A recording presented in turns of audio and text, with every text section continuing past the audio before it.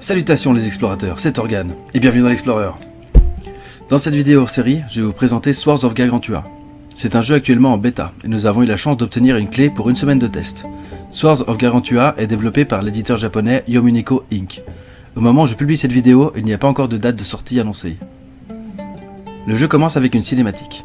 Une voix raconte l'histoire de cette planète, tandis qu'on se retrouve dans des scènes figées que l'on peut regarder à 360 degrés. Et je vais vous faire un résumé de cette histoire.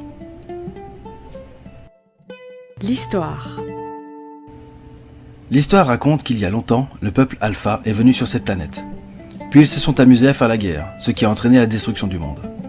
Pendant cette guerre, de petites créatures insignifiantes appelées humains ont réussi à fuir, mais ils ont subi de lourdes pertes. Un jour, les humains découvrirent Astrea. Astrea choisit les humains pour protéger ce qui reste de la vie, et ils devinrent l'arme qui vaincra l'armée de Gargantua. Le déroulement. C'est un jeu de combat, où le joueur incarne un humain, afin de combattre des créatures humanoïdes, la plupart de grande taille et en armure. Les capacités de combat sont plus ou moins celles du joueur. Il va falloir apprendre à parer les coups et à placer des bonnes attaques au bon endroit, au bon moment. Bon, il est aussi possible de bourriner, parfois ça passe, mais c'est pas le but de cette expérience.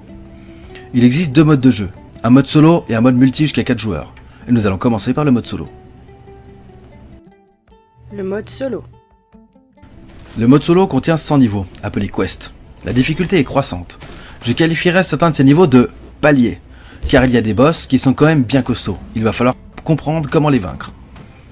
Chaque niveau a 5 objectifs, qui rapportent chacun une étoile. Ces étoiles vont permettre de débloquer des armes de plus en plus puissantes. Actuellement, il y en a 30, et le choix est assez varié. Le déroulement d'un niveau solo. On commence le combat avec une arme à la ceinture. Et d'autres équipements sont disponibles sur des piédestaux répartis dans l'arène. Pour le moment, j'ai vu des boucliers, différents types d'épées et des masses. Mais je suspecte qu'il y a beaucoup d'autres équipements à découvrir en jeu. Avant chaque niveau requérant de nouvelles mécaniques de jeu, nous aurons la visite d'Astrea, un guide à l'apparence d'une statue antique avec un petit côté numérique assez cool. Elle nous formera à l'aide d'un mini-tutoriel qui nous expliquera de nouvelles choses comme par exemple qu'il est possible de manier une arme dans chaque main ou encore d'enchanter son arme pour faire plus de dégâts.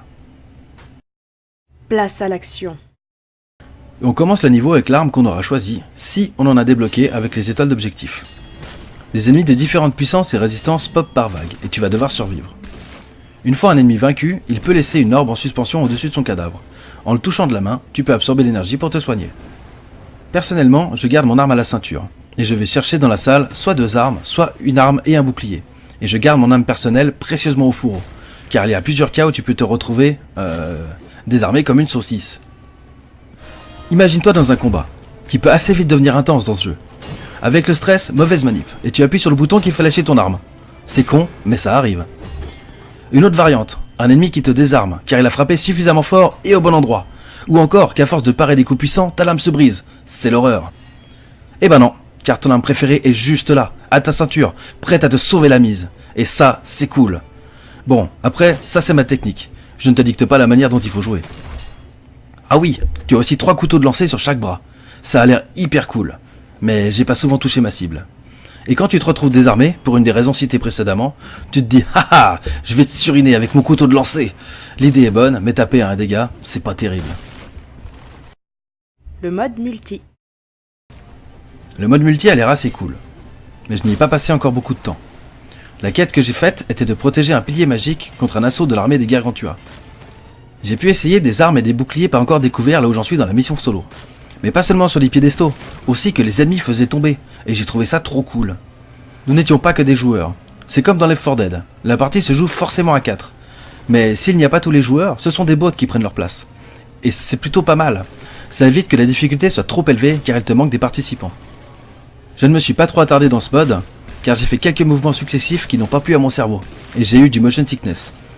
Je suis rarement atteint par ces mots, mais le fait d'avoir fait une session de plus d'1 heure dans ce jeu, ça a peut-être pas aidé. Mais ça, on va en parler dans quelques instants.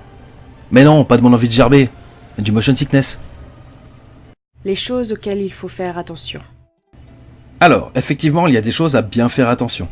La première, c'est le quadrillage virtuel de la pièce. Car avec l'adrénaline, c'est vite fait de te déplacer et de donner un coup là où il faut pas. Ça donne ça, ou ça. Et c'est pas cool, ni pour ta déco, ni pour ta manette. La seconde, c'est le motion sickness, soit le mal des transports.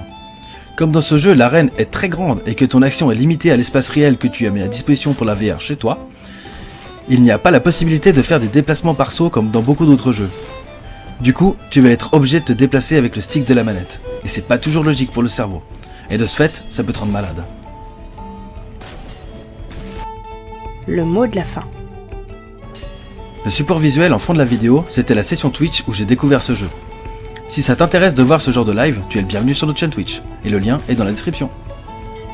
Swords of Gargantua est un jeu très intéressant, mais avant qu'elle devienne vraiment plaisant à jouer, il va falloir comprendre les maniements, comme par exemple parer les différents coups des opposants. Mais même si tu as déjà manié l'épée, la sensation des distances n'est pas exactement la même qu'en réalité. Bref, une fois que tu as pris tes marques dans cette arène, c'est là que ça commence à être vraiment cool. Les combats sont intéressants, la difficulté est présente mais raisonnable. Le plaisir de débloquer une nouvelle arme grâce aux objectifs, ou encore qu'une arme pas encore débloquée se trouve sur un piédestal, ça donne vraiment un bon sentiment. Je ne sais pas encore quand ce jeu va sortir, ni quel sera son prix, mais je vais sûrement le prendre. Et si vous avez aimé cette vidéo, je vous en ferai une avec plus de jeux et moins de blabla. Un grand merci à vous d'avoir suivi. Je vous dis à bientôt pour de nouvelles explorations.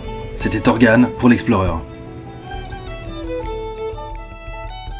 Si la vidéo t'a plu, n'oublie pas de t'abonner.